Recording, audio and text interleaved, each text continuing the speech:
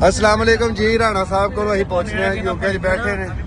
ਇੱਕ ਹੈ ਪੰਜਾਬੀ ਨੂੰ ਫੜਿਆ ਇਹਨਾਂ ਨੇ, ਠੀਕ ਹੈ। ਪੰਜਾਬੀ ਕੀ ਲਾਜ਼ਮੀ ਕਿਹਨੇ ਫੜਿਆ ਤੇ ਜਮਲ ਘੁੰਮਣ? ਮੈਂ ਆਪ ਬੜਾ ਕਿ ਮੈਂ ਦਾ ਵੱਡਾ ਭਰਾ ਵਾਂ। ਪੰਜਾਬੀ ਹੋਰੇ ਕੀ ਪੰਜਾਬੀ ਇਹਨੇ ਦੱਸੋ ਰਾਣਾ ਸਾਹਿਬ। ਭਾਜੀ ਇੰਗਲਿਸ਼ ਤੁਹਾਨੂੰ ਸਿੱਖਣੀ ਪੈਣੀ, ਠੀਕ ਹੈ।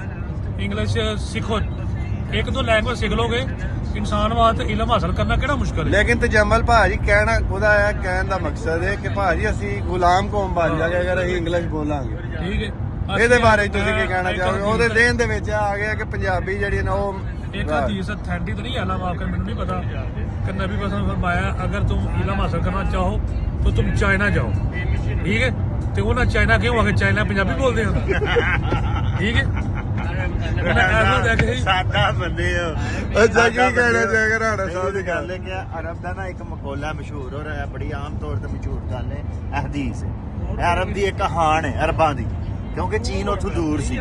ਉਹਨਾਂ ਕਿਹਾ ਜੇ ਤੁਸੀਂ ਇਲਮ ਹਾਸਲ ਕਰਨ ਤੁਹਾਨੂੰ ਚੀਨ ਵੀ ਜਾਣਾ ਪਵੇਗਾ। ਕਹਿ ਰਹੇ ਰਾਣਾ ਸਾਹਿਬ ਪੰਜਾਬੀ ਤਾਂ ਨਹੀਂ ਬੋਲੇ ਜਾ ਨਹੀਂ ਕੋਈ ਇਲਮ ਹਾਸਲ ਕਰਨ ਵਾਸਤੇ ਕੁਝ ਲੋਕਾਂ ਨੇ ਚੀਨ ਜਾਣਾ ਨਾ, ਪੂਰੇ ਸਾਊਦੀ ਅਰਬ ਨੇ ਤੇ ਉੱਠ ਕੇ ਤੇ ਨਹੀਂ ਸੀ ਟੁਰ ਜਾਣਾ, ਸਮਝ ਗਏ ਹੋ? ਜਿਹਨੇ ਜਾਣਾ ਚਾਈਨਾ। ਮੇਰੀ ਗੱਲ ਸੁਣੋ, ਇਹ ਤੁਸੀਂ ਐਸੇ ਮਕੌਲਾ ਹੀ ਤੁਹਾਡੀ ਗੱਲ ਨੂੰ ਨਾ ਗਲਤ ਸਾਬਤ ਕਰ। ਮੇਰੀ ਗੱਲ ਸੁਣਿਓ ਇੱਧਰ, ਜੇ ਇਲਮ ਹਾਸਲ ਕਰਨਾ ਤੇ ਚੀਨ ਜਾਓ। ਕਿੰਨੇ ਜਾਣਗੇ?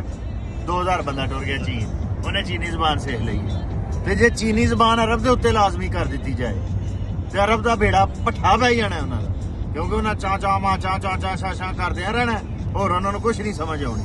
ਇਹ ਹੀ ਮੈਂ ਤੁਹਾਨੂੰ ਦੱਸ ਰਿਹਾ, ਇੰਗਲਿਸ਼ ਸੀ ਹੋ, ਫ੍ਰੈਂਚ ਸੀ ਹੋ, ਚੀਨੀ ਸੀ ਹੋ, ਰੂਸੀ ਸੀ ਹੋ, ਦੁਨੀਆ ਦੀ ਹਰ ਜ਼ਬਾਨ ਸੀ ਹੋ, ਅਰਬੀ ਸੀ ਹੋ, ਫਾਰਸੀ ਸੀ ਹੋ, ਲੇਕਿਨ ਸਿਰਫ ਨਹੀਂ ਕਰਦਾ ਉਹ ਲੋਕ ਸੀ ਹਨ ਜਿਨ੍ਹਾਂ ਨੇ ਉੱਥੇ ਜਾਣਾ ਹੈ।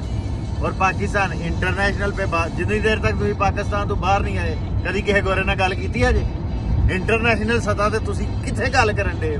99% ਲੋਕ ਤੇ ਪਿੰਡ ਦੀ ਸਤ੍ਹਾ ਤੇ ਗੱਲ ਕਰਦੇ। ਸਾਨੂੰ ਦੋ ਲਫ਼ਜ਼ ਹੁੰਦਾ ਨੇ, ਮੈਨੂੰ ਤਾਂ ਰਾਣੇ ਨੂੰ ਪੁੱਟਵਨ ਦੀ ਸਵਾਰ ਪੁੱਟਵਨ ਦੀ ਸਵਾਰ ਹੁੰਦਾ।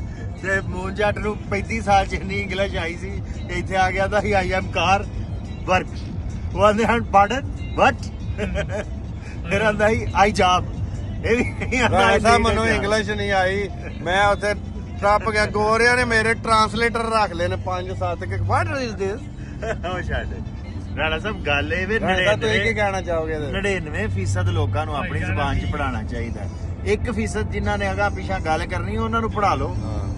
ਜਿਹੜੇ ਰਾਣਾ ਸਾਹਿਬ ਮੈਂ ਪਤਾ ਹੀ ਕਵਾਂਗਾ, ਮੈਂ ਕਵਾਂਗਾ ਸਕੂਲਾਂ ਦੇ ਵਿੱਚ ਜਿਹੜੇ ਬੱਚਿਆਂ ਦੇ ਜਿਹੜੇ ਮਾਪੇ ਦਾ ਜ਼ਹਿਨ ਹੈ ਨਾ ਕਿ ਬੱਚਿਆਂ ਨੂੰ ਅਸੀਂ ਆਲਾ ਤਾਲੀਮ ਵਾਸਤੇ ਬਾਹਰ ਘੱਲਣਾ ਜਾਂ ਡਾਕਟਰ ਇੰਜੀਨੀਅਰ ਕੈਨੇਡਾ ਅਮਰੀਕਾ ਭੇਜਣਾ, ਉਹਨਾਂ ਵਾਸਤੇ ਠੀਕ ਹੈ ਇੰਗਲਿਸ਼। ਲੇਕਿਨ ਜਿਹੜੀ ਤਜਮਲ ਘੁੰਮਣ ਸਾਹਿਬ ਨੇ ਗੱਲ ਕਹੀ ਹੈ, ਤੁਸੀਂ ਵੀ ਕਿਹਾ ਕਿ ਮਾਦਰੀ ਜ਼ੁਬਾਨ ਜਿਹੜੀ ਉਹ ਪੰਜਾਬੀ ਹੈ, ਉਹ ਪੰਜਾਬ ਦੇ ਵਿੱਚ ਲਾਜ਼ਮੀ ਹੋਣੀ ਚਾਹੀਦੀ ਹੈ, ਕਿਉਂਕਿ ਫਿਰ ਅਸੀਂ ਆਪਣੀ ਸਕਾਫਤ ਨੂੰ ਭੁੱਲ ਜਾਵਾਂਗੇ, ਅਸੀਂ ਆਪਣਾ ਆਪ ਭੁੱਲ ਗਏ ਇੱਥੇ ਆ ਕੇ।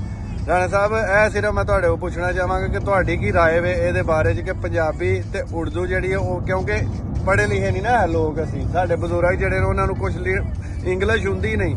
ਬੈਂਕਾਂ 'ਚੋਂ ਜਾਣ ਉੱਥੇ ਉਰਦੂ ਬੋਲੀ ਜਾਏ, ਉਰਦੂ ਦੇ ਵਿੱਚ ਉਹਨਾਂ ਨਾਲ ਗੱਲ, ਹੁਣ ਵੀ ਉਰਦੂ ਹੀ ਬੋਲਦੇ ਨੇ ਲੇਕਿਨ ਕੁਝ ਇੰਗਲਿਸ਼ ਬੋਲਦੇ ਨੇ ਉੱਥੇ। ਮੈਂ ਕਹਿਣ ਦਾ ਮਕਸਦ ਕਿ ਇੰਗਲਿਸ਼ ਨਾ ਲਿਖਿਆ ਹੋਏ ਪੇਪਰਾਂ ਦੇ ਉੱਤੇ, ਉਰਦੂ ਲਿਖਿਆ ਹੋਏ ਤਾਂ ਕਿ ਆਸਾਨੀ ਹੋਏ, ਸਾਡੀ ਕੌਮ ਵਧੇ। ਤੁਸੀਂ ਕੀ ਕਹਿਣਾ ਚਾਹੋਗੇ ਇਸ ਬਾਰੇ? ਇੰਗਲਿਸ਼ ਠੀਕ ਹੈ, ਇੰਗਲਿਸ਼ ਵੀ ਬੋਲਣੀ ਚਾਹੀਦੀ ਹਰ ਜ਼ੁਬਾਨ। ਤੁਸੀਂ ਇਹਦੇ ਬਾਰੇ ਕੀ ਕਹੋਗੇ ਕਿ ਸਾਡੇ ਕੰਟਰੀ 'ਚ ਹੋਣਾ ਚਾਹੀਦਾ ਲਾਜ਼ਮੀ ਜਾਂ ਨਹੀਂ?